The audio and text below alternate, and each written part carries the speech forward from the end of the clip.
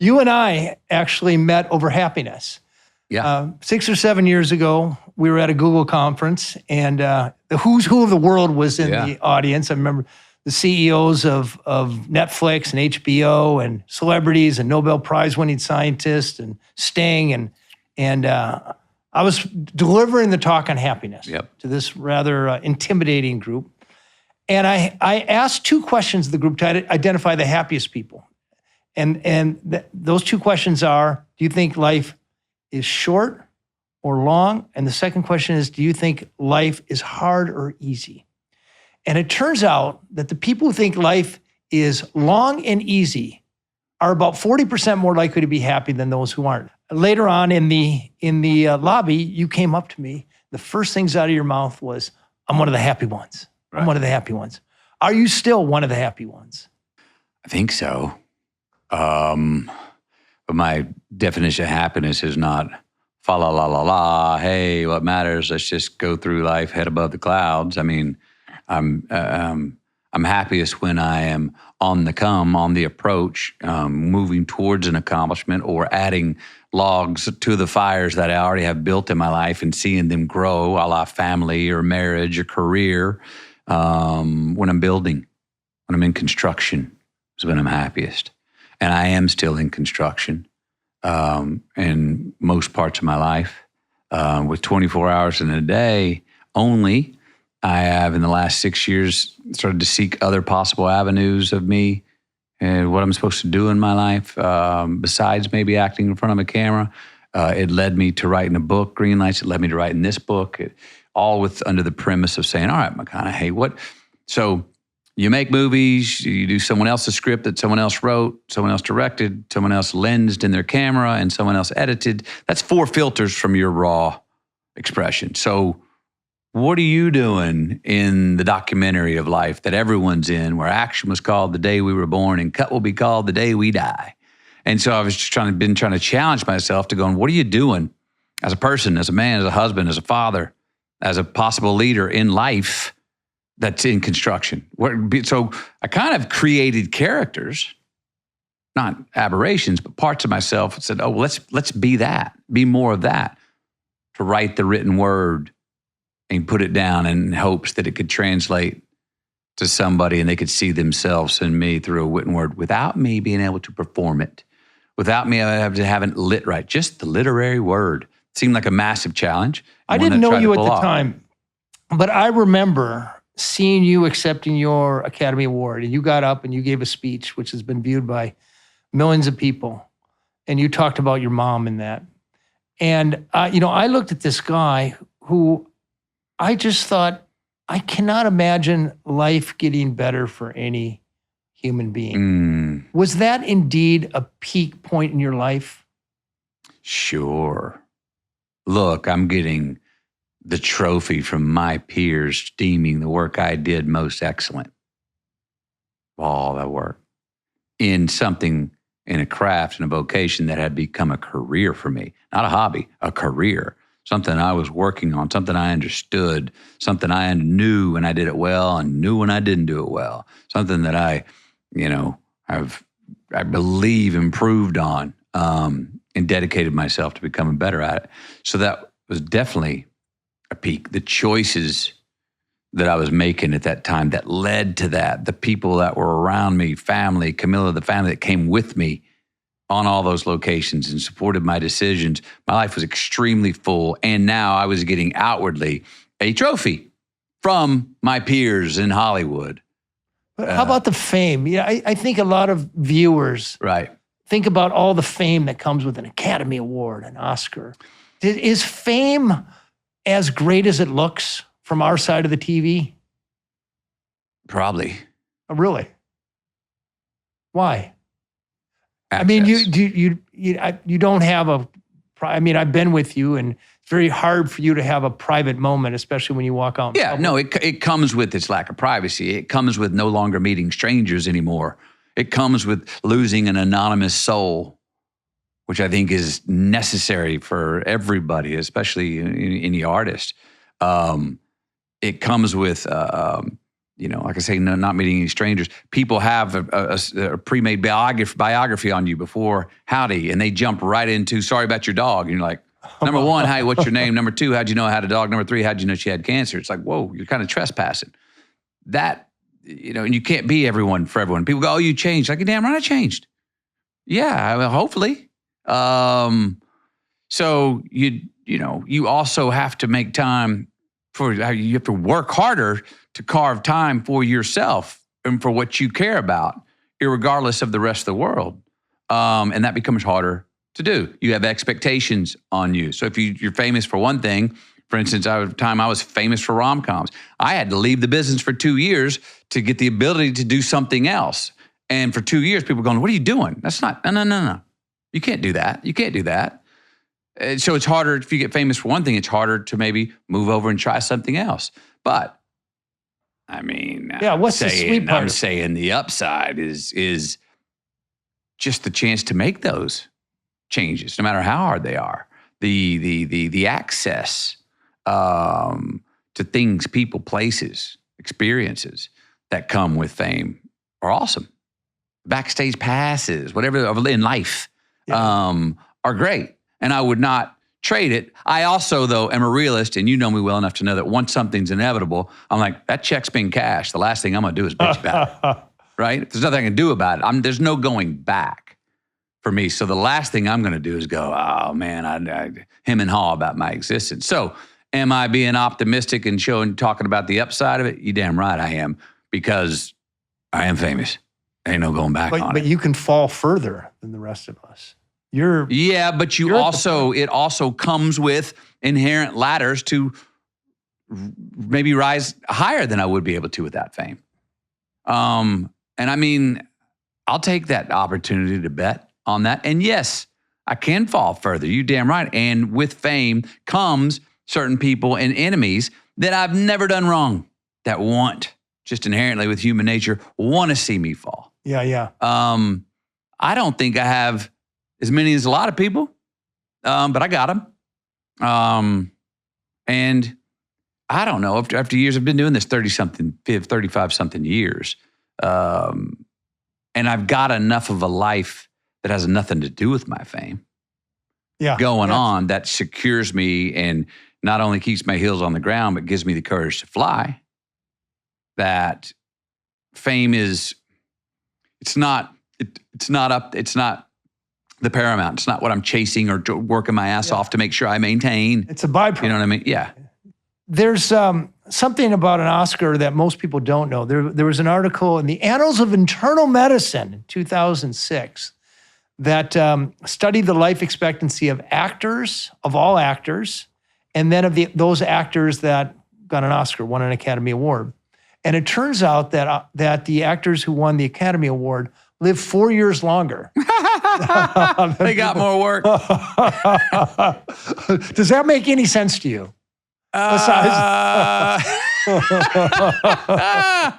Not really, but maybe. Geez, oh man, they live 4 years longer. Oh, imagine if they'd have played tennis. They'd have 12 years longer, so I hear. You got a bonus for you. Hey, more work. You do get, coming off of an Oscar, I will say this, one of the main things, like coming off of an Oscar, you get more options, more choices. More of the top tier material does come in front of you to choose from. And if you choose wisely and you get lucky and you're on top and riding that wave, that momentum for longer, you have that opportunity to.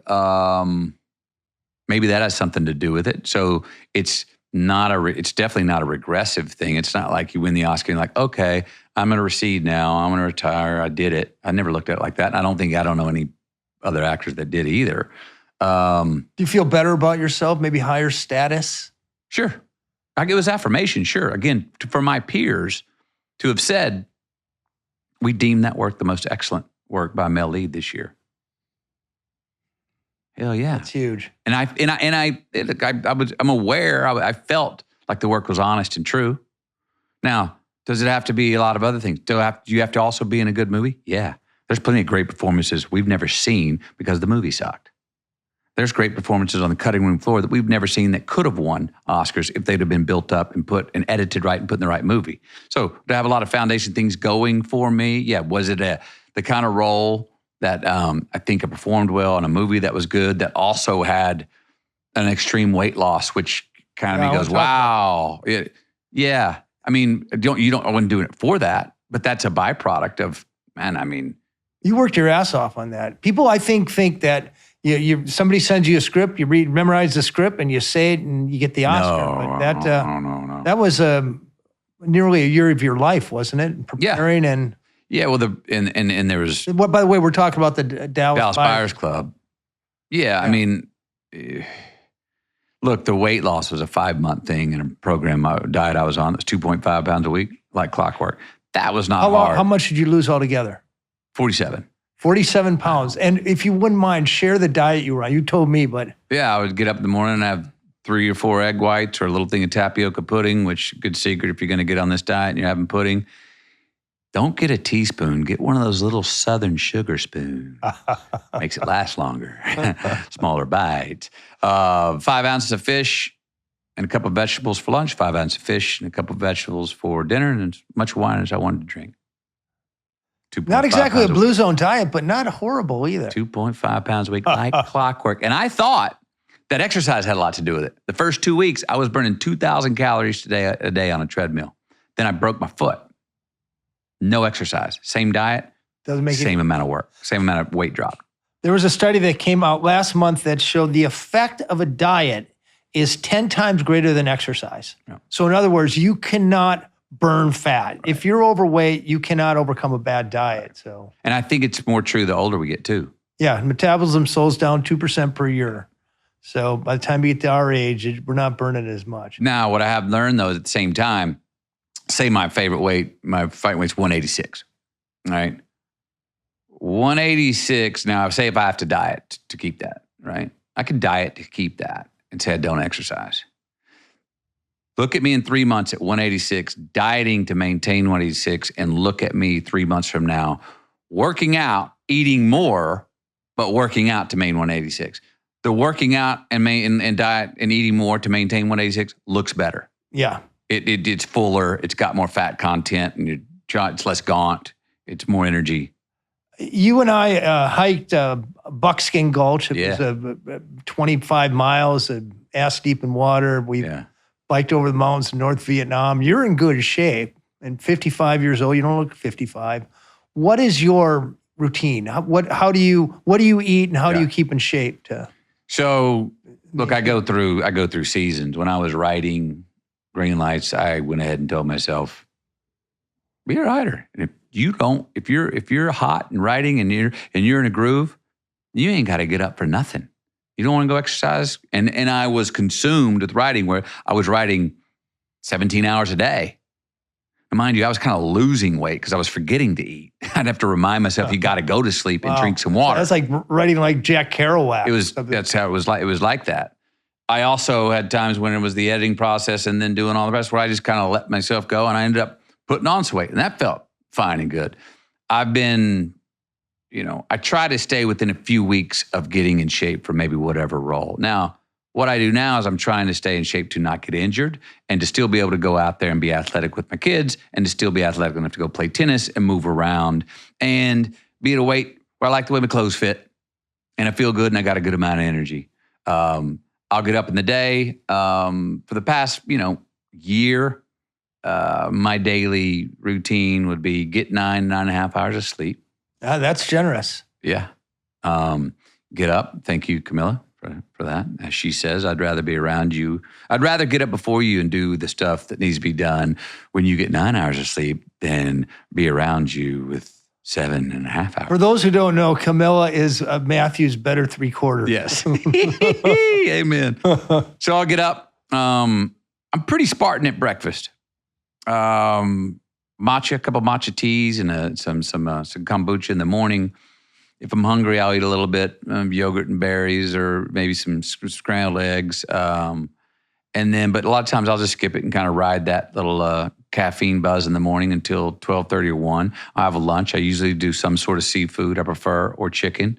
Usually seafood with a little bit of salad, a lot of tomatoes I'm into right now. I have a couple of green juices through the day. One right after lunch. I have my first cup of coffee after lunch. Is that right? Yeah. And that's non-conventional. Most people get up and start their day with coffee. I'd love to in the morning, but I don't like how I feel in the afternoon. The coffee in the morning, I love how I feel until 1 p.m., but it steals the energy. I have a drop off. Oh, interesting. And it steals future energy from me. We've talked about this. I've tried that thing about, no, wait an hour. Wait till you're up for an hour and then have a cup of coffee. Whatever it is about the caffeine rush that I get in coffee, if I have it in the morning, it grabs a debit from my energy in the afternoon. So I'll have my first cup and maybe 2 cups of the day at, say, 1:30 and then 4. And that's my favorite if I'm powering through the afternoon. I'll then, in the afternoon, do my work. I usually do my workout. I prefer to do my workout at 5 o'clock, 5, 6 o'clock. I have much more energy and power. Yeah, I'm the same way. Working out in the afternoon. Then if I can grab some tennis or whatever before dinner, come back, have dinner for dinner. We'll have a lot less red meat than we used to. But, fish or chicken of some form or some other white meat for dinner. And, I like my beans and... He's just sucking up to me now. No, I do. I actually do like my legumes. I know that can get you started though. And then, I'll finish dinner, hang out, and then I'll pour my first drink of Pantelis tequila, probably about 9. 1, 2 of those, and be hitting the hay at about 11. Close my eyes about 11:40. Joe, you're the only person I know who can drink a tequila at 9 or 10 o'clock at night and go to bed like a baby. I call really? it McConaughey. Chamomile. Chamomile. What does it do to you? What's it do to you? You don't go to sleep? No, I don't sleep very well. Most people don't sleep very well if they drink very close to bedtime. I'm a big fan of Pantelis tequila, by the way. I think it's very pure. If you're going to drink, it's either red wine or Pantelis tequila. But I usually, these days, I drink a little bit with dinner, maybe a little bit after, and then call it off. But like people in the blue zones, most days are healthy days. 1,000 out of 1,100 meals are whole plant-based. And then they'll pig out during festivals. Same with me. About 1 day a month, I like to go deep, where I'll stay up late. Yeah. Usually a Friday night. Once a month. Once a month. That's it. Well, where I'll have more than 1 or 2 glasses of wine. Okay. And that is because? Well, older people metabolize alcohol differently than younger people. So it doesn't provide the lift it used to provide. It interferes with sleep. The hangover is much longer. If I have 3 or 4 drinks on a Friday night, it's not until Sunday when about time 60 Minutes is starting that I'm getting over it. So it may just be that I hit it too hard in my younger life. I don't know. I went pretty hard in my younger life too. I mean, I speaking of that a diet without meat, we go a couple of weeks at a time with that. And I used to be hard. It's not hard anymore. Maybe that's because there's so many new cool recipes to eat without meat. But I find it, I'm sure you're cooking out of the Blue Zone cookbook all the time. Oh, we've definitely eaten out of the Blue Zone cookbook, sir. So if you like that clip, there's a lot more where that came from. So hit the like button, subscribe to the channel, ring the bell so you won't miss our new videos as they come out each week.